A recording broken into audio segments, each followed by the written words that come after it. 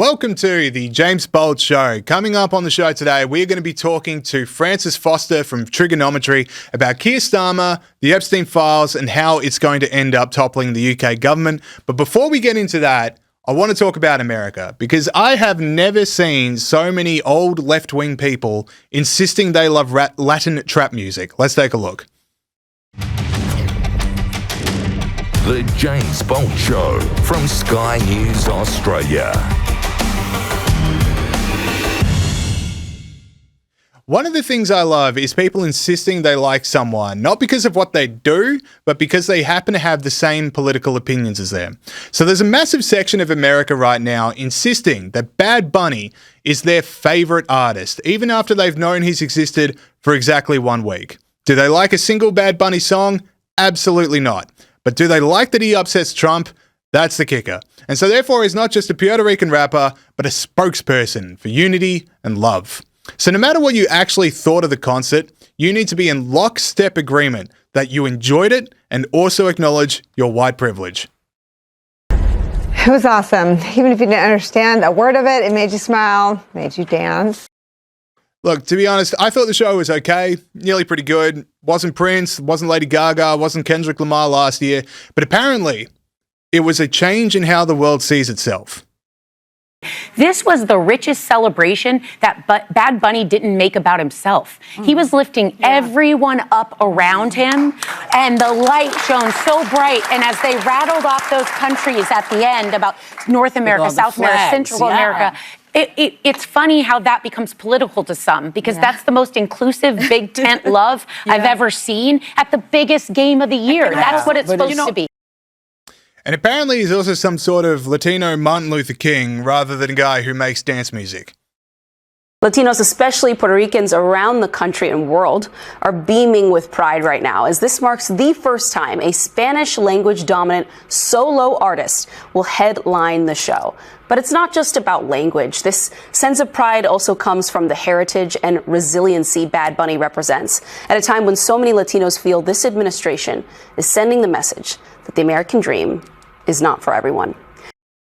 And if you didn't like the show, the only possible explanation is that you are a racist.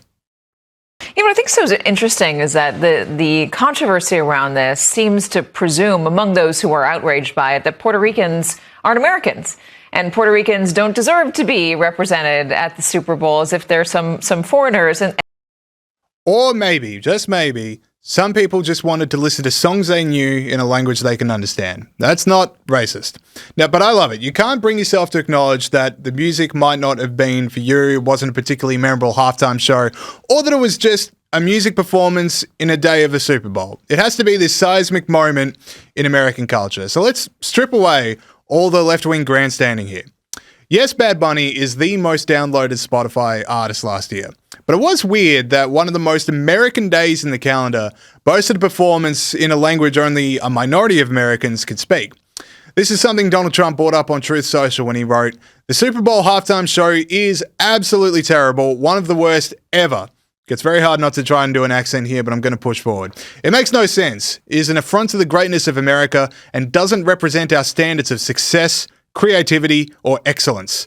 Nobody understands a word this guy is saying, and the dancing is disgusting, especially for young children that are watching throughout the USA and from all over the world.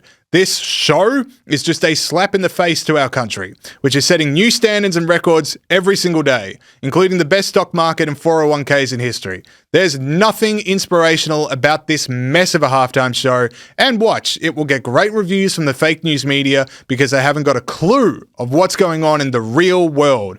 And by the way, the NFL should immediately replace its ridiculous new kickoff rule." Now, as much as I would love to do this whole show on the NFL kickoff rule, let's stay focused here. The thing here for me is, Bad Bunny did a Bad Bunny concert. It was always going to be in Spanish because all of his songs are in Spanish. Bad Bunny himself acknowledged this at his pre-game Super Bowl press conference when he said, "English is not my first language, but it's okay. It's not America's first language either." And okay, if we're going to play that game, Spanish isn't Puerto Rico's first language either. Bad Bunny is also speaking the language of colonizers. So he doesn't get to be all high and mighty about which language is the real one for America or not. But the concert was always going to be in Spanish. To expect anything different would be like going to a Rolling Stones concert and being surprised they're not playing Beatles covers. So rather than the outrage going towards Bad Bunny, really the NFL is the one that should be copping the heat here. They are the ones who booked Bad Bunny. They know what his concerts entail and what kind of messages that would lead to. So why do it? This is where it gets interesting for me. The NFL under Roger Goodell has a massive international agenda. He is pushed to have meaningful regular season games in places that do not and never will care about American football. Britain, Germany, Spain, my hometown of Melbourne, Australia. Trust me, I love the NFL. I'm crazy for it, but it's never going to take hold in Australia. It's never going to take hold in any of those countries. And to be honest, Roger Goodell is slapping actual fans in the face by keeping on taking the game to places that don't want it. But booking Bad Bunny is the same part of the agenda here. Roger Goodell is appealing to a crowd that he doesn't have, Latin America. He's hoping they tune in for a concert and stick around for a football game because he knows most of America tunes in for a football game and sticks around for his concert. His gamble is that Americans are such rusted-on football fanatics, they will sit through literally anything at halftime. So he can just go shopping for whatever is going to appeal to non-American crowds and just hope that works, which is where the Turning Point USA show comes in. This year, they had 5 million people tuning into Kid Rock, a guy that peaked in the 90s. No one under the age of 35 listens to Kid Rock willingly. You still get 5 million people on a YouTube live stream. Could you imagine what would happen next year if they got bigger artists to come across for those kind of streaming numbers? A Jelly Roll, for instance, like someone that young people listen to. So I can't wait to see who the NFL books in for its halftime show next year. If they double down and attract an act that's going to appeal to an international audience at the potential cost of an American one, that'll show Roger Goodell's arrogance is getting stronger. But if it's like a country, a rock, or some established American name, it'll show that Roger Goodell is realizing he can't milk that much money out of virtue signaling lefties. All right, let's talk to Francis Foster.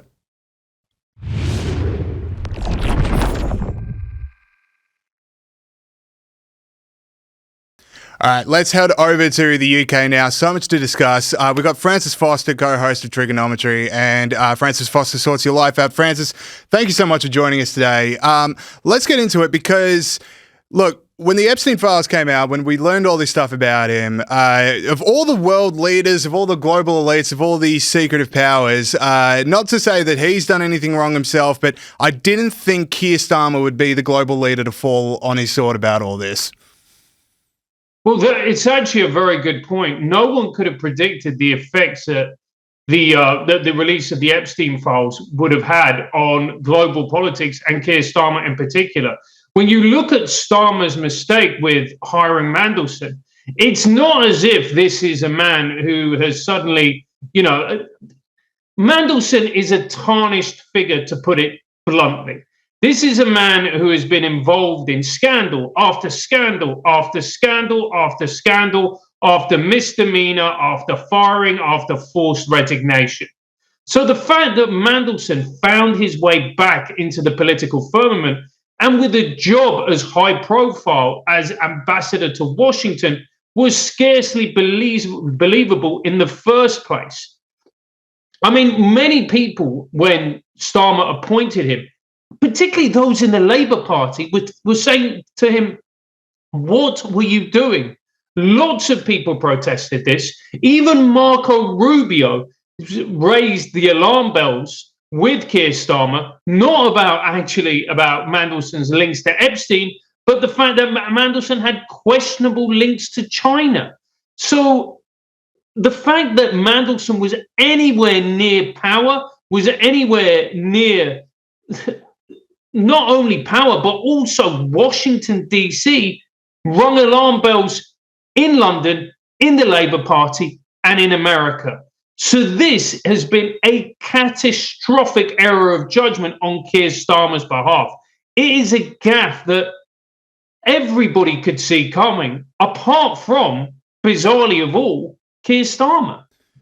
Yeah, I don't know if we've got the photo of Mandelson that's doing the rounds after the Epstein latest file dump, but maybe you could show that because, yeah, to me, on the left there, that has got to be just the worst photo you can possibly have taken of yourself. Like, it's not funny, but at the same time, it's pretty bad. James. Like, yeah, they're two of the worst ones you could possibly have. So you raised the point there that hiring Mandelson is a fireable offence by any measure of it. So we've had some update in that Keir Starmer's chief of staff has resigned. He said, okay, well, I'm the one that gave the advice. I'm the one that said that Mandelson's the way to go. I gave the advice, therefore I have to go. But to be honest, like, if giving the advice is in itself a resignable offence, surely taking the advice is a resignable offence. Like, how does Keir Starmer go, yep, we need accountability, my chief of staff is gone, but I'm still here?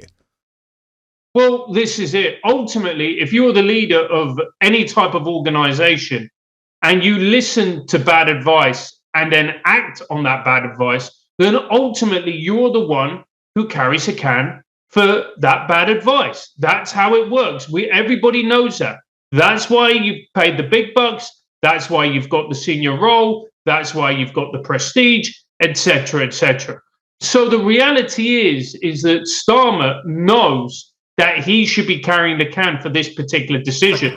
What's very interesting is not many people within the Labour Party, now there are a few, and we will touch on them because they're actually very important, but the vast majority of people within the Labour Party simply don't want Starmer to go because who else is going to replace him? Who else have they got? The Labour Party don't have anybody. What, Angela Rayner? A matter of months after she resigned because of a scandal. Now, let's be honest about this. It is nothing compared to what Starmer is going through, but scandal it is nevertheless. She was a housing minister. She resigned over a housing scandal. And what, she is the best person that the Labour Party have? I mean, the paucity, the absolute dearth of political talent in the UK is at levels I don't think anybody of us have ever seen. When you look back even 10, 15 years ago, we used to talk about the big beasts of politics. These figures on both left and right who, they had gravitas. They were competent. They were actual serious players and serious thinkers. You're looking at what we have in Parliament. And I'm not just talking about the Labour Party, I'm talking about the Conservative Party.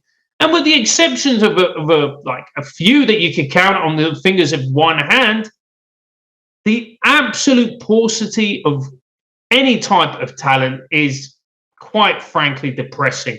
And that's why Starmer is staying on. Not because he hasn't done anything wrong. We, of course, know that he has done he has made a serious error of judgment, but it's not that. It's the fact that really, who else is there? It's like a footy match, James. It's all very well get the number 6 off, but if you don't have anyone on the bench to replace him, then you've got to keep him on the field. Yeah, let's go over that because it's a problem that I think we have in Australia as well, that there's just no real good politicians, and I'm trying to think like, when was the last time we had a British politician or Australian politician that actually had a formal legacy where you're like, okay, in history books 100 years from now, that guy or girl is going to show up. Like, that is going to be a name that we're going to remember. And I can't think of anyone because here's my theory and it's controversial because I'm a libertarian. I don't really like politicians, but at the same time, I wonder if they're not paid enough because I think of the people that, from 18 want power, they want influence, right? They have the opportunity to go into politics, they have the opportunity to go into business. And because politicians aren't paid very well, if you want money and power, you're going to go into business. So the only people left to go into politics are people that are just in it for the power. They're just in it because, student politics made them feel like they had a home. They weren't that popular in high school. They just stay in that ecosystem. It becomes more and more influential. And by the time they get to, the 50, 60 age where it's peak of politics, they're kind of like, they're not the best of us, but they're the ones that stuck it out the longest. And therefore, that's the only reason they're in power and in politics. Like, are we paying politicians enough? Is just like, it's a weird question, but it is where I'm going with this. No, and look, James, this is something that I actually agree with. The reality is, if you want top level talent, you have to pay. It doesn't matter what area of business you're in. It's really that simple. And what we pay in the UK, it's a decent salary if you're a middle manager, but it's simply not enough if you want to hire the brightest and best in this country. And what's even worse is we have this really dishonorable system in the UK where we have what's called the expenses system. So a UK member of parliament will get around 90 odd £1,000, but you get the expenses, which means you can claim a ridiculous amount of things on your expenses, which means that you can boost your salary by up to about another 50, 60 grand, whatever it is, 20, 30. Depends how carefully and how ethically you want to behave. That is simply not acceptable. And as well, MPs have second and third jobs. We've seen MPs who are TV presenters or radio presenters. And by the way, this isn't a left or right thing. This is MPs from across the board. And what we need to say is, and I've spoken about this with my co-host Konstantin and on our show Trigonometry, and we are of agreement that actually we need to pay MPs about £250,000. But what you're getting from £250,000 is there's no second jobs, there's no expenses. This is it. You are getting a salary far in excess, quadruple what the average person in the UK is earning, over quadruple. And what that means is that when you go through the doors of Parliament, you should be the best of the best. And I think that's what we need to do. I think that's what we need to do in order to attract the very best and the most dedicated of parliamentarians. Because quite frankly, what we have now, the system is not working and it's not fit for purpose. If you look at what has happened since the Brexit referendum in this country, if we're counting David Cameron, who resigned the day after Brexit, we have had 6 prime ministers. We have had David Cameron. We have had Theresa May. We have had Boris Johnson. We have had Liz Truss. We've had Rishi Sunak. We have had Keir Starmer. 6. And the worst part about that is that we're now talking about getting rid of Keir Starmer. And I want to make it clear, I'm no fan of Keir Starmer. I actually think this error that he has made is so heinous, he actually should resign. But again, do I want a 7th prime minister? This country is falling apart. It is literally falling apart. The infrastructure is crumbling. The NHS is in disarray. The trains don't work. There were parts of the UK until recently that didn't have water that you could drink from the tap. We cannot have this constant churn of politicians. We cannot have this mediocrity on either side of the political spectrum. Something has to change because we are entering, for the UK, incredibly worrying times. Incredibly worrying times.